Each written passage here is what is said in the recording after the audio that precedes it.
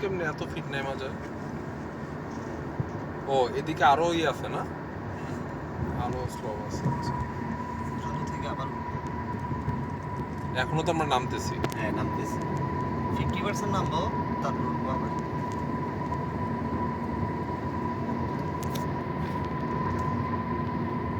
আমি তো রেগুলার চালাই না, তো চালানো সাহস করছিলাম, এখানে গাড়ি থাকে না।